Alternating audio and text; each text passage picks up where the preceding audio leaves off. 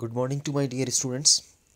Students, as in my previous video, I discussed about certain abiotic factors which are responsible for the distribution of different populations or distribution of different organisms.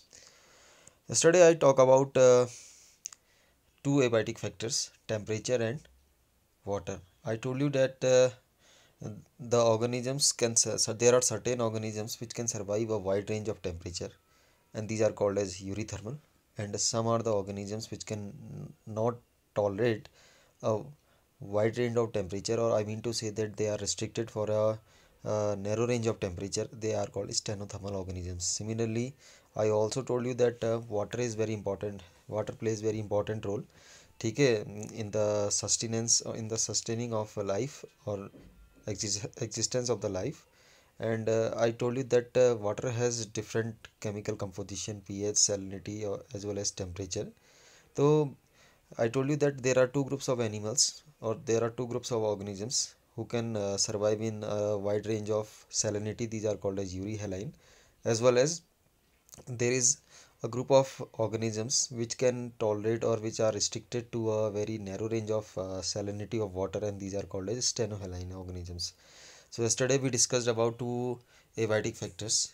Right now I am going to discuss about two another abiotic factors which are influencing different life forms. The third one is light, and the light is a very important abiotic factor, because as we know that light is essential to autotrophs for performance of photosynthesis. And photosynthesis is the process through which the producers can prepare their food, and this food is passed in another organisms through food chain. uh, Students, I want to tell you that there are two types of plants on the basis of the availability of sunlight. The first ones are called heliophytes. Heliophytes are those plants who are getting a long intensity, who are getting light for a long intensity, ठीक है, like big trees, ठीक है, or the larger trees which are present in the forest. And the second group is called as sciophytes. Sciophytes are smallest, or they are smaller sized, either they are herbaceous plant or there are some shrubs which grow under the canopy of the large trees. Means trees जो होते हैं forest में वो काफ़ी area को cover करके रखते हैं, और उन ट्रीज से होकर के बहुत लेस लाइट जो है वो उनके कैनोपी के थ्रू, ठीक है, नीचे आती है.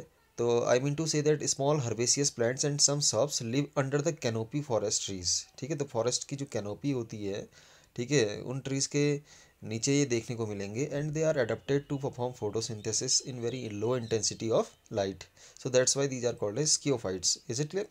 The sciophytes are the animals who are performing photosynthesis in a very low intensity of sunlight. ठीक है. Similarly, there are some animals, ठीक है, and animals use seasonal variations in the light intensity.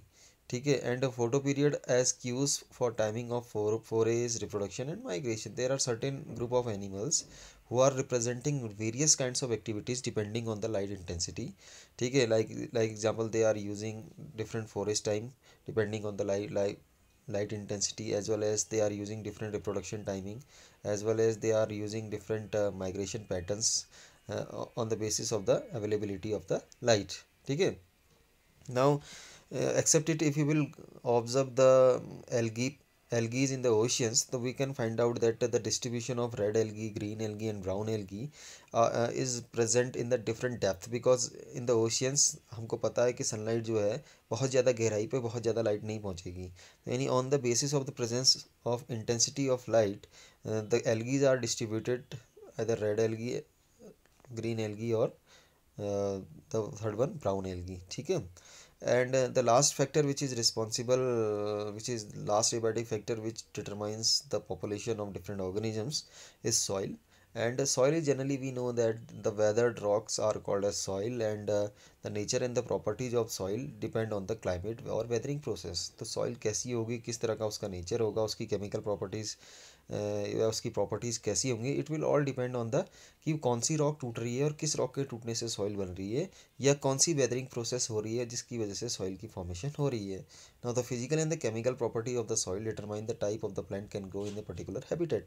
I mean to say that कि कौन सा plant किस particular habitat में grow करेगा, ये डिपेंड करता है कि कौन सी जो रॉक है वो टूट रही है और कौन कौन से केमिकल उसमें प्रेजेंट हैं, और उस रॉक से बनने वाली सॉइल की जो फिजिकल एंड केमिकल प्रॉपर्टीज़ हैं वो क्या है. The characteristic of the bottom sediments of the aquatic environment determine type of the benthic animal that can live there. इसी तरह से बेंथिक का मतलब था कोई पॉन्ड है, पॉन्ड का जो बेसमेंट का लेयर है उसको बेंथिक जोन बोला जाता है। तो बॉटम में कौन कौन से न्यूट्रिएंट्स आपके सेडिमेंटेड हैं, उन न्यूट्रिएंट्स के नेचर पे एक्वाटिक लाइफ डिटरमाइन करती है कि कौन सी लाइफ वहाँ पर प्रेजेंट होगी। ठीक है, now I want to tell you that as there are four different abiotic factors which are influencing the ecosystem. Now I'm telling you that there are different responses which are given by living organisms according to different abiotic factors, and what are these responses, one by one I will discuss along with you. The first response is called regulation. ठीक है, what is regulation? I am going to tell you that regulation means होता है कि organisms maintain homeostasis in constant body temperature and osmotic concentration. Means regulation का मतलब है as we are regulators. ठीक है, रेगुलेशन का मतलब है कि चाहे बाहर की कंडीशन कैसी ही हो, इन्वायरमेंटल कंडीशन कैसी ही हो, तो अगर कोई ऑर्गेनिज्म अपने बॉडी के टेम्परेचर और ऑस्मोटिक कंसंट्रेशन को, यानी सैलिनिटिक या सैलिनिटी को या सॉल्ट के कंसंट्रेशन को मेंटेन किए हुए है, चाहे एक्सटर्नल कंडीशन कुछ भी हो, तो इस कंडीशन को बोला जाता है रेगुलेशन। ठीक है, मतलब इस कंडीशन को बोलते हैं regulation when the organism is maintaining homeostasis sorry. तो होम्योस्टेसिस का मतलब है कि the organism is maintaining the internal environment. ठीक है, तो इसको हम अनदर वर्ड्स में हम इसको कह सकते हैं कि regulation if the organism is maintaining the temperature as well as the osmotic concentration of the body. ठीक है, तो पहला जो आपका रिस्पॉन्स है उसको रेगुलेशन कह सकते हैं। Now the second response is called conformation. ठीक है, या इनको कन्फर्मर्स कहा जाता है ऐसे एनिमल को जो कन्फर्मेशन करते हैं। ना what is conformation? I am telling you that majority 99% of the animals and plants can not maintain a constant internal environment. Means they are not able to maintain the constant internal environment. ठीक है, such animals and plants are simply called conformers. ठीक है, now I am giving a very simple example to differentiate both of them. Now as we know that our body temperature is 37 degrees Celsius approximately. ठीक है, either it's extreme cold, we are having the body temperature 37 degrees Celsius. ठीक है, और it's a very hot condition, then also we are maintaining our body temperature 37 degrees Celsius. ठीक है, you are observing in extreme cold condition we are starting shivering. तो shivering warms our body surface and we are able to maintain 37 degrees Celsius. Similarly, in the extreme hot condition we are starting to sweat, and sweating causes evaporation, and it cools down the body temperature, and we are able to maintain our body temperature till 37 degrees Celsius. While the conformers are the organisms which cannot maintain their body temperature accordingly. Means मतलब कहने का मतलब ये है कि whenever the environmental change is going there, मतलब environment के change के अकॉर्डिंग ये अपने बॉडी के टेम्परेचर और ऑस्मोटिक कंसंट्रेशन को भी चेंज कर लेते हैं। ठीक है, their body temperature varies according to ambient temperature. In aquatic animals the osmotic concentration of the body fluid varies with the ambient water. Osmotic concentration, अब टेम्परेचर की तो बात आपकी समझ में आ गई, जैसे जैसे एक्सटर्नल टेम्परेचर बदलेगा तो इनकी बॉडी का टेम्परेचर भी बदलेगा। और वहीं जो एक्वाटिक लाइफ्स की बात करें तो एक्वाटिक लाइफ्स में जैसे जैसे सैलिनिटी या ऑस्मोटिक कंसंट्रेशन चेंज होगा तो इनकी बॉडी का भी ऑस्मोटिक कंसंट्रेशन या ऑस्मोटिक एम्बिएंट जो है वो चेंज हो जाएगा। ठीक है, one thing I want to tell you that thermoregulation is a very heat expensive process और energy expensive process. I want to say that अपनी बॉडी के टेम्परेचर को रेगुलेट करना बहुत ज़्यादा एनर्जी के इस प्रोसेस में एक्सपेंडिचर करना पड़ता है, एनर्जी खर्च करनी पड़ती है। ठीक है, सो और हीट लॉस और हीट गेन कहाँ से होती है? सरफेस के थ्रू होती है। ठीक है, कोई भी अगर प्रोसेस है, आपने देखा कि जैसे हम स्वेटिंग कर रहे थे, सिवरिंग कर रहे थे, तो हीट गेन या हीट लॉस जो भी हो रहा था सरफेस के थ्रू हो रहा था। तो यही रीज़न है कि जो पोलर रीजन्स है, ठीक है, पोलर रीजन्स में बहुत छोटे एनिमल्स नहीं मिलते, क्योंकि उनका जो सरफेस एरिया होगा छोटा होगा तो क्या होगा, वो सर्वाइव नहीं कर पाएंगे। ठीक है, नाउ इससे रिलेटेड एक रूल आता है, एलेंस rule, I will discuss it later on. Now the third kind of response I want to discuss with you, it's migration. You know very well that if the conditions are not favorable, तो temporarily जो organisms होते हैं वो अपने native place को छोड़ करके किसी, मतलब I mean to say that native place को छोड़ेंगे, स्ट्रेसफुल कंडीशन वाले प्लेस को छोड़ेंगे और एक टेम्परेली एक ऐसे प्लेस में चले जाएंगे जो कि उनके लिए क्या है, सूटेबल कंडीशन है। तो हमने कई सारी माइग्रेटरी बर्ड्स देखी हैं जो अनफेवरेबल कंडीशन में अपने स्ट्रेसफुल कंडीशन वाले हैबिटेट को छोड़ करके एक सूटेबल कंडीशन वाले हैबिटेट की ओर मूव करते हैं।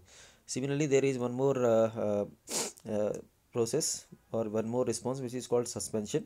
ठीक है, suspension is actually what is suspension? I am telling you that suspension मतलब when the conditions when an organism can't migrate, ठीक है, तो he or she can suspend its metabolic activity during the stressful condition. तो जब कोई organism है वो migrate नहीं कर सकता, बट जैसे स्ट्रेसफुल कंडीशन आती है तो वो अपने मेटाबॉलिक एक्टिविटी को सस्पेंडेड कर देता है, ठीक है। जैसे तीन एग्जांपल इसके अंदर आते हैं, hibernation, aestivation and diapause. Hibernation is the example of the winter sleep, ठीक है, during the winter condition when the organism or the animal is suspending his metabolic activities to avoid stressful condition, ठीक है, like polar bear है, frog है, lizard है, they are showing winter sleep or hibernation. The second one condition is called estivation. Estivation means summer sleep. Means in estivation process when the animals are undergoing a summer sleep to avoid stressful summer related problems. ठीक है, example snails and fishes. Third one is diapause. Diapause is mostly occurs in aquatic life, और जू planktons में आपका ज़्यादातर देखा गया है कि अनफेवरेबल कंडीशन में अपनी मेटाबॉलिक एक्टिविटीज़ को सस्पेंडेड कर देते हैं और फ्लोट करते हैं वाटर सरफेस पे। तो these are the three examples of suspension, hibernation, aestivation and diapause. Now at last I want to discuss the last process, adaptation. As you know that adaptation means it's a process in which an animal or a plant is changing its morphological structure, its physiological structure और behavioral structure, ठीक है, to survive according to changing environmental condition. यानी कि एक ऐसी process जिसमें कोई organism अपने मॉर्फोलॉजी को चेंज कर लेता है, अपनी फिजियोलॉजी को चेंज कर लेता है, अपने बिहेवियर को चेंज कर लेता है, ताकि वो स्ट्रेसफुल कंडीशन में अपने आप को ढाल सके और सर्वाइव कर सके, ठीक है। And adaptations have evolve after a long period of time and are genetically controlled. तो एडेप्टेशन धीरे धीरे आते हैं, ऐसे नहीं कि एक ही झटके में आ जाते हैं, और ये जेनेटिकली कंट्रोल होते हैं, यानी जनरेशन आफ्टर जनरेशन ये पास ऑन होते रहते हैं। एग्जांपल के तौर पे मैं बताऊं, डेजर्ट के जो प्लांट हैं, दे have thick cuticle on the leaf surface. इनकी जो लीफ होती है, इनकी लीफ की सर्फेस के ऊपर क्यूटिकल की हाई लेयर होती है, थिक लेयर होती है, जो कि वाटर लॉस को प्रिवेंट करने का काम करती है, ठीक है। संकन स्टोमेटा, स्टोमेटा जो होते हैं ढके हुए होते हैं। लीव्स मॉडिफाइड इनटू स्पाइन, तो to minimise the loss of water the leaves are modifying into the spines, ठीक है। एंड फोटोसिंथेसिस को परफॉर्म करने के लिए इनके पास सीएम पाथवे होता है, due to the CM pathway, ठीक है, the stomata can remain close during the photosynthetic process. Example इसके Opuntia, cactus, these are the examples of desert plants. And aquatic plants में आपने देखा होगा, एक्वाटिक प्लांट्स है का जो पैरेनकाइमा होता है वो मॉडिफाई हो जाता है and converts into aerenchyma, and it provides floating, ठीक है, it helps in the floating. और जो लीव्स हैं वो फ्लोट करते रहती हैं, और लीव्स की जो आउटर सरफेस होती हैं वैक्सी होती हैं, तो एक्सेसिव वाटर में भी ये इनको प्रिवेंट करके रखता है। वहीं जो डेजर्ट एनिमल्स हैं, डेजर्ट एनिमल जैसे कैंगरू रैट है, kangaroo rat living in the desert North America never drink water. तो ये जो अब डेजर्ट में रहने वाला रैट है, इसे पानी पीने को नहीं मिलेगा तो ये ज़िंदगी भर पानी नहीं पीता, ठीक है। There the water requirement is by internal fat oxidation. तो इनकी जो वाटर की रिक्वायरमेंट है कहाँ से वो पूरी होगी, तो इनकी बॉडी के अंदर जो फैट होता है उसका ऑक्सीडेशन होता है, as a oxidation product water is formed, ठीक है, and this water is utilize for the metabolic processes, ठीक है। And it also able to concentrate its urine so that the minimal volume of the water is loss during the excretion. इसके अलावा जो urine discharge करता है ये solid form में discharge करता है, ठीक है, जिससे कि कम से कम अमाउंट में वाटर लॉस हो। लास्ट में आपसे कह रहा था कि Allen's rule I will discuss.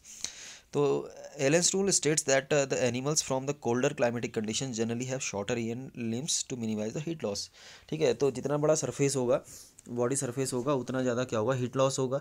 तो जो कोल्डर रीजन में रहने वाले ऑर्गेनिज्म हैं, ठीक है, तो इनके ईयर और जो लिम्ब होते हैं ये छोटे साइज़ के होते हैं, क्योंकि इनसे बॉडी का जो सरफेस एरिया होगा वो डिक्रीज़ हो जाएगा, और डिक्रीज़ होने की वजह से हीट लॉस कम से कम होगा, and this is called Allen's rule. तो Allen's rule states that the animal from the polar regions, ठीक है, or the colder cooler climatic condition have shorter ears and shorter limbs because they will reduce the surface area of the body and it will reduce the heat loss, ठीक है। And along with it if you will observe the polar seals, they have thick layer of fat below their skin, जो इनको insulator का काम करती है, and it reduces the loss of the heat and stores, and short year and limbs minimizes the heat loss. So this is all about the modification or adaptation. At last I want to tell you or speak about one more modification. अगर आप desert में पाए जाने वाले lizards को देखें, ठीक है, तो डेजर्ट में दिन का टेम्परेचर बहुत हाई और रात का टेम्परेचर बहुत लो होता है। तो during the night when they are losing or decreasing their body temperature, to compensate their body temperature at the day time they come and sit into the sun and they bask. Whenever they are getting the normal body temperature, they return back into the their burrows, ठीक है। And burrowing habit also help to protect desert animal from high temperature. और दिन के समय में temperature बहुत high हो जाता है, they can go under their burrows and they can prevent their self. So these are some adaptations, ठीक है। So today we discuss different types of responses. I hope so you understood these concepts very well. Still if you have any problem please ask. Thank you, bye bye.